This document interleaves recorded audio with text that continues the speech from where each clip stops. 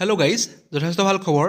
তিনিটা বিভাগৰ ফালৰ পৰা বহুকেইটা পদ মুকলি কৰা হৈছে আৰু এই পোষ্টবোৰৰ কাৰণে আপোনালোকে কোনো ধৰণৰ লিখিত পৰীক্ষা দিব নালাগে, অৰ্থাৎ ইণ্টাৰভিউ দি এই পোষ্টবোৰত জইন কৰিব পাৰিব। আৰু এইবোৰ আপোনালোকৰ গ্ৰেড 4 পোষ্ট হয়, অৰ্থাৎ পাৰ্মানেণ্ট পোষ্ট হয়, কোনো ধৰণৰ কণ্টেক্সুৱেল পোষ্ট নহয়। ইয়াত আপোনালোকৰ গ্ৰেড পেও থাকিব। গতিকে ভিডিঅ'টো স্কিপ নকৰাকৈ শেষলৈকে চাই থাকক আৰু যদিহে চেনেলটো নতুনকৈ আহিছে চেনেলটো ছাবস্ক্ৰাইব কৰি দিব আগলৈ এনেকুৱা ধৰণৰ জবৰ কুইক আপডেট পাবৰ কাৰণে। গতিকে আহক আমি ভিডিঅ'টো আৰম্ভ কৰোঁ। দেখা পাইছে ফাৰ্ষ্ট পোষ্টটো আহিছে office of the district and session জাজ শোণিতপুৰ তেজপুৰৰ ফালৰ পৰা। উল্লেখ কৰিছে advertisement applications are hereby invited in standard form of application. আৰু এই পোষ্টবোৰত আপোনালোকে ষ্টেণ্ডাৰ্ড ফৰ্ম দি এপ্লাই কৰিব লাগিব। গতিকে এই ষ্টেণ্ডাৰ্ড ফৰ্মৰ PDF মোৰ টেলিগ্ৰাম চেনেলত লাভ কৰিব। গতিকে ডেছক্ৰিপশ্যন বক্সত লিংক থাকিব টেলিগ্ৰাম চেনেলৰ, তাত ক্লিক কৰি জইন হৈ ল'ব। তাতে আপোনালোকে ইম্পৰ্টেণ্ট PDFবোৰ পাই যাব।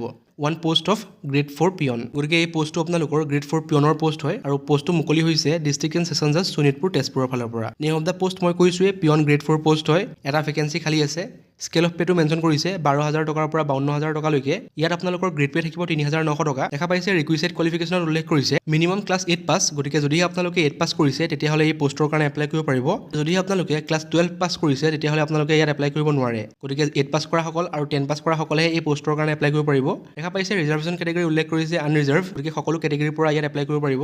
দেখা পাইছে টাৰ্মছ এণ্ড কণ্ডিশ্যনত উল্লেখ কৰিছে ফাৰ্ষ্টটো গম পাই ইণ্ডিয়ান চিটিজেন হ'ব লাগিব। তাৰ লগতে আপোনালোকৰ নাম ৰেজিষ্টাৰ কৰা হ'ব লাগিব ইন এমপ্লয়মেণ্ট এক্সচেঞ্জ আছাম। আৰু আপোনালোকৰ যোনটো ৰেজিষ্ট্ৰেশ্যন নাম্বাৰ থাকে সেইটো আপোনালোকে এপ্লিকেশ্যন ফৰ্মত উল্লেখ কৰিব লাগিব। দেখা পাইছে আপোনালোকৰ এজ লিমিটটো উল্লেখ কৰিছে 18 বছৰতকৈ কমৰ হ'ব নোৱাৰিব, তাৰ লগতে 40 বছৰতকৈ ওপৰ হ'ব নোৱাৰিব। তাৰ লগতে ইয়াত আপোনালোকে এজ ৰিলেক্সেশ্যন পাই যাব এজ পাৰ গভৰ্ণমেণ্ট নৰ্মছ। আপোনালোকে এপ্লিকেশ্যনৰ লগত কি দিব লাগিব ইয়াত উল্লেখ কৰিছে the application with self attested copies of all testimonials regarding educational qualification age caste valid employment exchange registration card. গতিকে আপোনালোকে এপ্লিকেশ্যনৰ সৈতে চেল্ফ এটেষ্ট কৰা সকলোবোৰ কপি দিব লাগিব। দেখা পাইছে এডুকেশ্যন কোৱালিফিকেশ্যনৰ যি কপিজ আছে সকলোবোৰ দিব লাগিব। তাৰ লগতে এজ প্ৰুফৰ কাৰণে ডকুমেণ্টছ দিব লাগিব।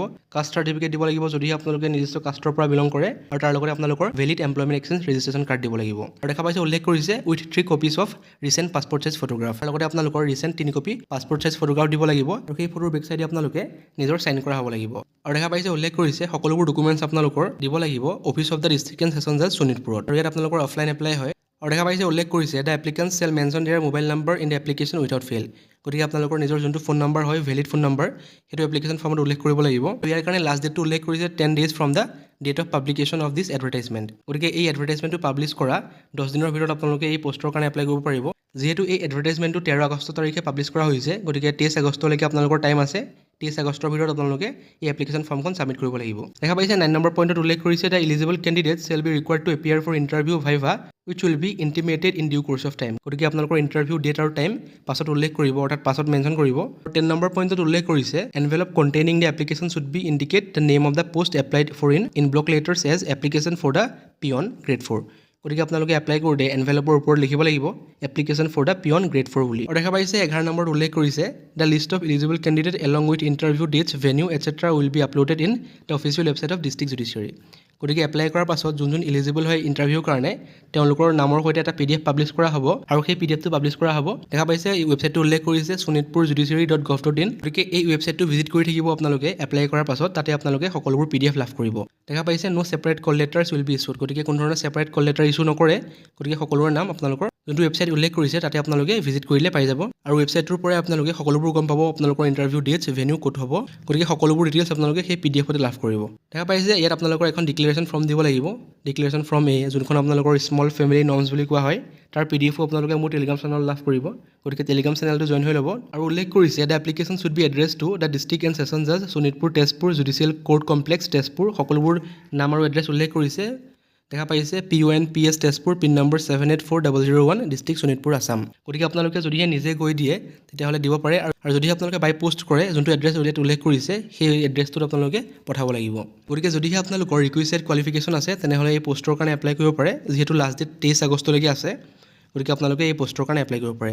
যিহেতু এইটো পাৰ্মানেণ্ট পোষ্ট হয় গ্ৰেড 4ৰ, গতিকে আপোনালোকে এপ্লাই কৰিব পাৰে। এতিয়া চাওঁ আহক নেক্সট পোষ্টটো ক'ৰ পৰা আহিছে আৰু কেনেকৈ এপ্লাই কৰিব। দেখা পাইছে নেক্সট পোষ্টটো আহিছে office of the district and session জাজ ডিমা হাছাও হাফলঙৰ ফালৰ পৰা। এডভাৰটাইজমেণ্ট এই পোষ্টৰ কাৰণেও আপোনালোকে ষ্টেণ্ডাৰ্ড ফৰ্ম দি এপ্লাই কৰিব লাগিব। গতিকে ষ্টেণ্ডাৰ্ড ফৰ্মৰ PDF আপোনালোকে মোৰ টেলিগ্ৰাম চেনেলত লাভ কৰিব। গতিকে টেলিগ্ৰাম চেনেলটো জইন হৈ ল'ব।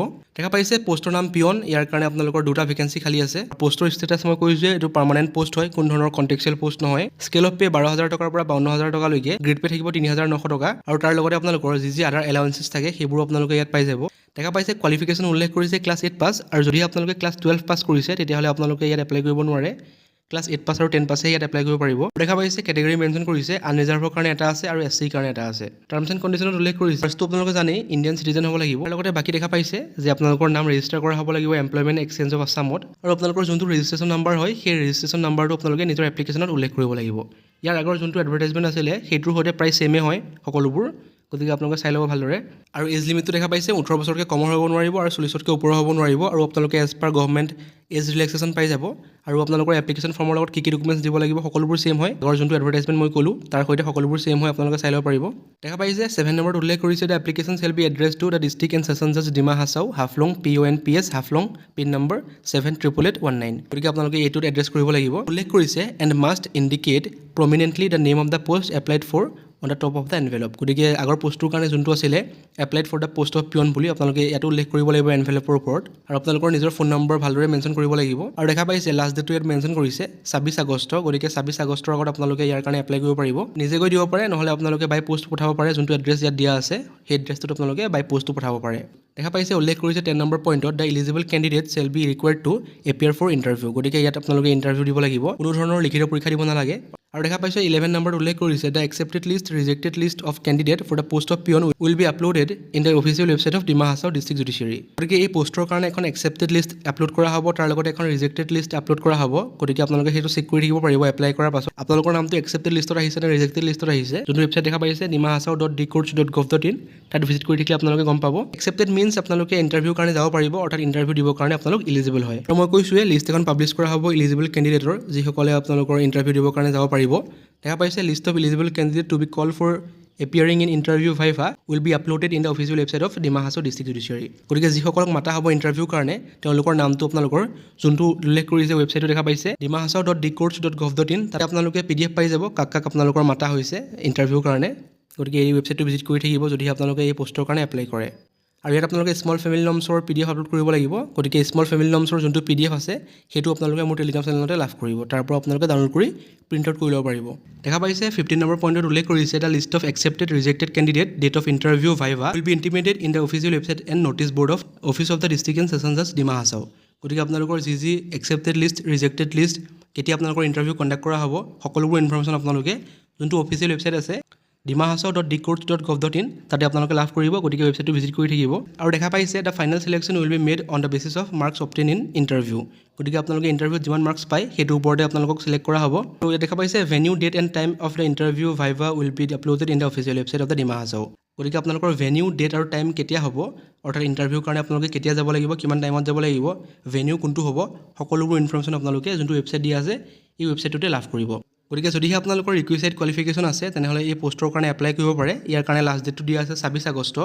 26 আগষ্টৰ আগত আপোনালোকে এই পোষ্টৰ কাৰণে এপ্লাই কৰিব পাৰে। গতিকে চাওঁ হওক নেক্সট পোষ্টটো ক'ৰ পৰা আহিছে আৰু কেনেকৈ এপ্লাই কৰিব।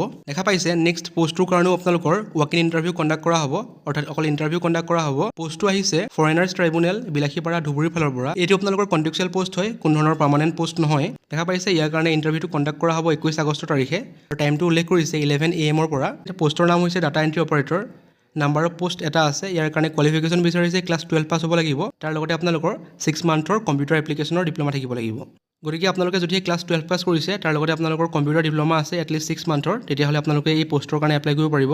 এজ লিমিটটো উল্লেখ কৰিছে 18 বছৰতকৈ কমৰ হ'ব নোৱাৰিব, তাৰ লগতে 40তকৈ ওপৰ হ'ব নোৱাৰিব। তাৰ লগতে আপোনালোকে ইয়াত এজ ৰিলেক্সেশ্যন পাই যাব এজ পাৰ গভৰ্ণমেণ্ট নৰ্মছ। ইয়াত আপোনালোকৰ মান্থলি ৰেমুনাৰেশ্যন থাকিব 10,000 টকাকৈ প্ৰতি মাহত। দেখা পাইছে ফাৰ্ষ্টটো গম পাই আপোনালোকে ইণ্ডিয়ান চিটিজেন হ'ব লাগিব। তাৰ লগতে interested candidate are required to report on the above mention date 9:30। গতিকে আপোনালোকে 9:30 গৈ পাব লাগিব, যোনটো এড্ৰেছ মেনশ্যন কৰিছে foreigners tribunal number 6 Bilasipara, ward number 9 Hakama Bilasipara Dhubri. গতিকে এই এড্ৰেছত যাব লাগিব, গৈ পেলাই আপোনালোকে ৱাক ইন যোনটো ইণ্টাৰভিউ কণ্ডাক্ট কৰা হ'ব সেই ইণ্টাৰভিউটো আপোনালোকে দিব লাগিব। দেখা পাইছে 4 নম্বৰ পইণ্টত উল্লেখ কৰিছে the candidate should bring filled up standard form of application along with self attested photocopies of all documents relating to qualification, age, address proof, experience certificate, 2 number of color passport size photograph, আৰু আপোনালোকৰ তাৰ লগতে valid employment exchange registration certificate. গতিকে সকলোবোৰ ডকুমেণ্টছৰ সৈতে আৰু লগত standard ফৰ্মখন ফিল আপ কৰি আপোনালোকে যাব লাগিব। আপোনালোকে এক্সট্ৰাকৈ এপ্লাই কৰিব নালাগে, যোনদিনা আপোনালোকৰ ৱাক ইন ইণ্টাৰভিউটো কণ্ডাক্ট কৰা হ'ব সেইদিনাই আপোনালোকে সকলোবোৰ ডকুমেণ্টছ লৈ যাব লাগিব নিজৰ এপ্লিকেশ্যন ফৰ্মৰ সৈতে। টাইমিংটো দিয়া আছে 9:30 AM। গতিকে 9:30 AM আপোনালোকে গৈ পাব লাগিব। আৰু দেখা পাইছে এই পোষ্টটো আপোনালোকৰ পিউৰলি টেম্পৰী হয়, অৰ্থাৎ কণ্টেকচুৱেল পোষ্ট হয়। গতিকে আপোনালোকৰ যদিহে ৰিকুইচাইড কোৱালিফিকেশ্যন আছে আৰু আপোনালোকৰ যদিহে এড্ৰেছ ধুবুৰী হয় তেনেহ'লে এই পোষ্টৰ কাৰণে এপ্লাই কৰিব পাৰে। গতিকে এইকেইটাই আছিল আজিৰ জব আপডেট। যদিহে ভিডিঅ'টো ভাল পালে চেনেলটো ছাবস্ক্ৰাইব কৰি দিব আগলৈ এনেকুৱা ধৰণৰ জবৰ কুইক আপডেট পাবৰ কাৰণে। Thank U.